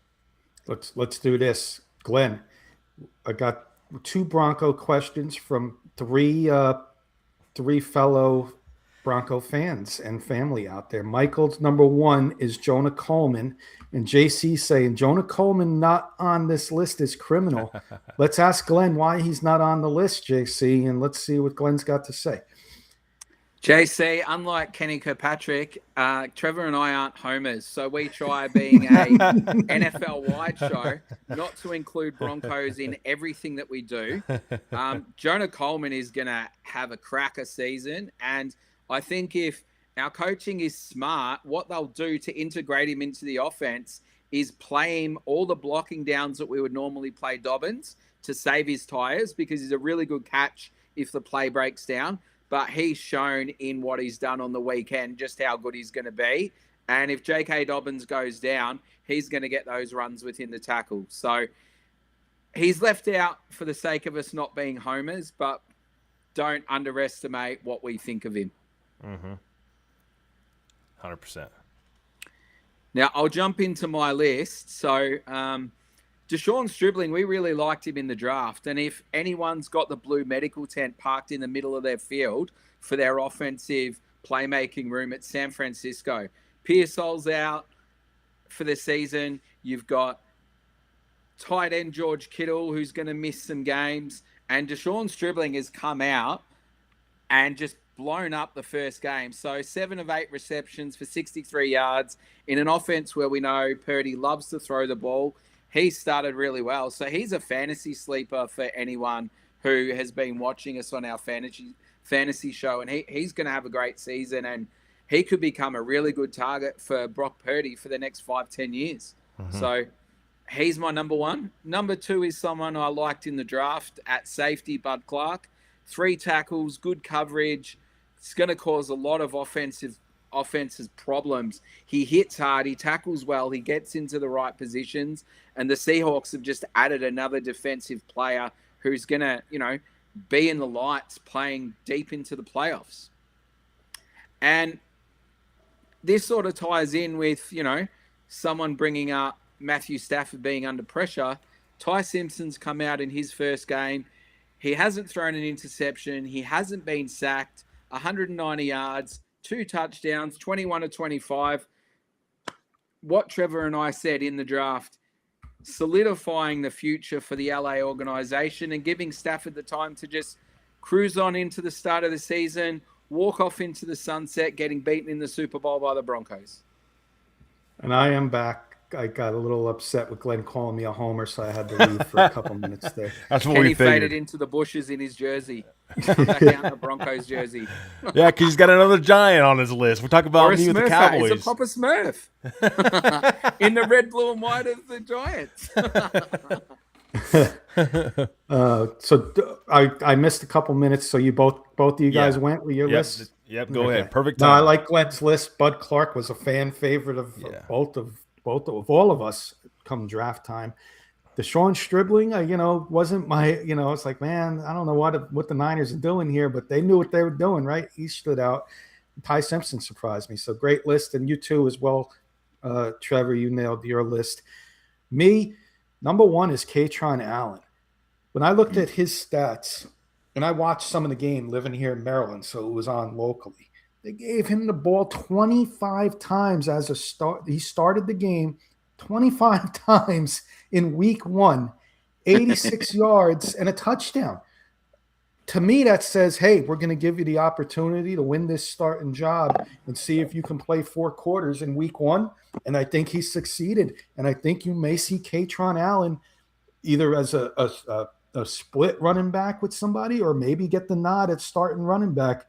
He did everything you want from a starting running back, and they did not hold back in week 1 with him, giving him the ball 25 times, 86 yards, and a touchdown. How can you not have him on the top of your list? I think I liked him in Penn State. Penn State's situation there last year was not good. And, look at Drew Allar, Penn State, right? Kaytron Allen, Penn State. Watch out for Kaytron Allen. They've gotten a steal in the later rounds here. He may be their bell cow back. Another guy who surprised me a little bit, but he stood out to me, Trevor and Glenn, Casey Concepcion. He had 1 rush for 14 yards on a little end around, but if you saw that play, made a couple nice plays to get the touchdown on that on the pylon. He added 29 yards on 4 targets receiving. I mean, what else you want from your rookie? Come week 1, preseason, you get a couple of series. Stood out to me, and could be maybe the guy that they drafted. And I think that was Michael Ronquillo, one of his guys in the draft that he liked, if I'm not mistaken, Michael. Want to share that. I think it was one of your guys that you liked a lot. So tip my cap to you for calling that out. I really liked what I saw from Casey Concepcion. And yes, I am going to be a little homer with Malachi Fields, but you heard Shocker. Bobby earlier, 6'4" wide receiver, reminded me, he stole my words, Plaxico Burress. Jackson Dart comes back from the tent, and he threw a 14-yard touchdown to Malachi Fields, 6'4", with a 5'10" wide receiver, 5'10" corner on him. It was such a mismatch, and that's what I can't wait to see from Malachi Fields in the red zone this year with the Giants. And he may eventually take over the starting role there, maybe sooner than later. So I'm going to go with those three. But Katron Allen by far, I think for me, over number 2 and number 3 on my list. Yeah, Trevor. Number 2 for Ronk is Alar. Yeah. Trevor, you were really high on Katron Allen for us, weren't you, when we were doing the mock drafts? Yeah. And someone over at MHH it might have been either Nick Kendall or Chad were really high on him when we were looking at who's going to fit in. So no surprises there. And really good find, Kenny, because I haven't had a chance to watch all games, but that's another one that I wanted to see and check in on how those guys went. So I like our lists other than... And give yourselves a pat on the back, guys, because Katron Allen, Trevor, Malachi Fields, Paul Rosen, give Paul Rosen a shout out. He's going to be part of our Football Fever network in the near future. Absolutely. But you could see him. We're actually, the New York Giants football talk show that's on K&K Sports Show is also going to be on the Football Fever network. So shout out to Paul Rosen for calling out Malachi Fields. Bud Clark, I want to give everybody a shout out for Bud Clark. Drew Lar, I absolutely loved. So good call outs here to see a lot of our guys from the Pick Is In draft show that we called out. Michael Ronquillo, Casey Concepcion, give Michael credit. Of course, Jeremiah Love, everybody love, but some of these guys on this list that performed middle round draft picks, give yourselves a round of applause, everybody. Absolutely. So you guys did a great job covering that draft show, and good call outs with so far in preseason that they're standing out. Let's do this, guys. Let's give everybody about a 2 to 3 minute warning, final thoughts, get our final thoughts in and go from there. Absolutely. We'll go to the sheriff first. And guys, any questions, comments, throw them in now. We'll answer them in between our final thoughts. Yeah, another crazy good show. And what a way to premiere and launch Inside the Juice with the CEO of Surge Sports, the man, the myth, the legend, the double B, Bobby Blackjack. Massive love to you, my brother. I've interacted with you on some of Kenny's shows. It's even better to talk to you face to face. And we could have done a 24-hour show with us three and Bobby. We could have spoken just football, just basketball, probably just any topic, and it flowed so perfectly. So looking forward to the network launching, looking forward to talking about something else that all of us three know about that we weren't allowed to talk about tonight. And a lot of our NFL, NBA, and other sports fans will be really interested in this one. So maybe we can get him to come in and let the cat out of the bag when he can on that one. But I know, Ronk, you're going to love this. And to you too, all the work you do behind the scenes, the graphics, the music, the lists, the last 3 to 4 weeks, all the college stuff that you've done where I've been able to sit back and not have to do as much recon. And you guys have just done all the hard-nosed work, promoting the networks everywhere you go. My brothers, my friends, my familia, my Usos, I couldn't do this without you. So much love for you guys.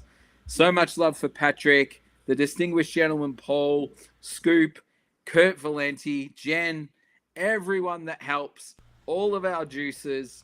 So much love for you all. Thank you, and looking forward to many more shows. And please invite your football friends, invite your family, invite other supporters, because this network's going to grow and it's a show for the people. We really love having you all on board, and we want people from every team so that we can get the banter going every episode, so that we don't have to have Kenny be a homer as much, and he can give us some information on the Steelers. Now that Bobby's behind us, if you don't talk about the Steelers, if you don't put them in our list, you're going to be on his hot seat, Kenny. So let's see Kenny be a bit more diverse. Put it in the chat. Tell us, what teams do you want Kenny to focus on other than the Giants? Trev, I'll go to you. Michael saying, before Trevor goes, Michael saying, great episode of the Inside the Juice football show. Thank you, Michael, for everything. You really are everybody's friend, Michael Ronquillo, and the deserving name. There's never been a more deserving name of the friendship that we built, all of us. And thank you. But I'll let Trevor go first. He wanted me to have the last words tonight. Yep, absolutely. I mean, great premiere episode. I mean, it's great to be here with you two, Glenn and Kenny, and everybody out there, all of our fans out there. It's great to see everybody in the chat. Even before we go live, commenting and seeing the chat blow up, it just made my day. So just know that you're appreciated. I know it made all of our days. Just seeing everybody in the chat already before we even went live. So I hope everybody enjoyed the first premiere episode of the Inside the Juice football talk. Or football show, excuse me. Still trying to get used to the name, and I promise we'll get there. But again, look out for more shows going forward. We're always coming up with ideas. We have some ideas behind the scenes. We'll be sure to announce it and drop it as soon as we can to everybody, so everybody will know exact times we go on, exact days we go on. We'll planning post-game shows as well for Broncos and Giants going forward too. So we'll be sure to announce that once we're ready to announce it. So keep that notification bell on. Please like, share, and subscribe for more, because we're constantly coming up with new ideas. We have shorts going out as well. Some pre-recorded shows coming up as well in the not so near future. So keep an eye out for that. But ladies and gentlemen, appreciate everybody out there for joining in. Bobby Blackjack, appreciate him for coming on and for allowing us to share our shows on Surge. Jen and Kurt, appreciate you guys for allowing us to share our show on the K&K as well. So please, from the bottom of my heart, it just means a lot, and I know it means a lot from all of us here as well on the Football Fever Network. But appreciate everybody. Hope everybody has a great rest of your week, and we'll see everybody next time. Thank you, Trevor. Thank you, Glenn. Let's thank Patrick Wiltsey, our fourth member. He's saying, no doubt, Kenny, and love for Trevor Prescott Salzman. Oh, yeah, Arch Manning. Uso. Michael coming in with a roast on me. I love it. 31 NFL teams. Like Ernie Mays says, 31 NFL teams, not just the Giants. LOL. And not just Arch Manning. And not just Arch Manning. I love you guys. I definitely want to send thank yous out to everybody in the audience, and I'm going to take the time to address everybody. We just mentioned Michael and Patrick, of course, team member. Nicole, been with us since day one, helping us in our shows and being part of it. Got to give Nicole love. Peter Johnson found us, and Martin found us tonight. Means the world that you're back with us. JC Weaver as well. Love seeing you guys. Here with us now. To have you back with us and be part of the Juice, Inside the Juice now, means the world. I won't forget anybody because I am scrolling. I want to thank Carson coming on tonight. Graham, much love for both of you guys. Again, we thank Bobby again. I promise I'm not going to miss anybody because we had so many comments, but I'm going to go through them all. And in the meantime, while I'm going through them, Earl, can't forget Miss Pearl at Morgan Trinkets.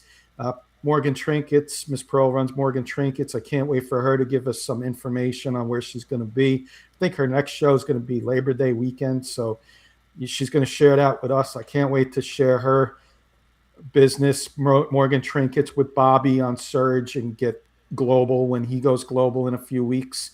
Our good friend Scoop was with us tonight. What's up? Thank you, Scoop. Papa Smurf says hello, so I got nicknamed Papa Smurf, so I gotta say Papa Smurf says hello, They gave me the nickname Papa Smurf, so love you, brother. Keep up the good work there at K&K. I think did I get everybody? Again, I don't want to forget anybody because that would be rude on our premiere episode. In the meantime, we got some new and exciting shows lined up. There's going to be a Broncos show featuring these two guys right here, and Patrick will be part of that too. I will help where I can. I'll probably be backstage for the Broncos show unless they need me as a co-host. I'll be there as well, but that is going to be launched sooner than later, so keep an eye out for that. In the meantime, boys, I'm going to put you on the spot right now. Saturday or Sunday fantasy football show? I'm down for Saturday again. Saturday went well if you guys want to do Saturday night. either day. So we'll make sure to make an announcement either way. Because I'd like to have the four of us back on for it again. Have Sunday Patrick on with us Sunday. All right. Yeah, because I've got Jackson, so no problem. we'll see if Patrick's available. We'll have the four of us on, and we'll hang out with everybody. Be more of a hangout, and we'll do a draft with everybody like we did tonight.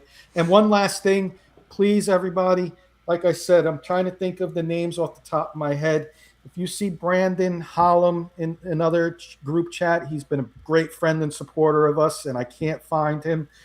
Been having a hard time locating him. Corey Coleman, artistically incredible. TW, if you see them, please let them know we're on the Football Fever Network. If they want to come hang out with us, we would, of course, love to have the family back together. Thank you, invite everybody. any of your other friends too. Anybody else that anybody else, let them know. It's one big. We were building one big happy family with everybody, and it's not done because it's going to get bigger. So thank you, everybody. Much love to everyone, and we'll see everybody for the Fantasy Football Weekly on Sunday.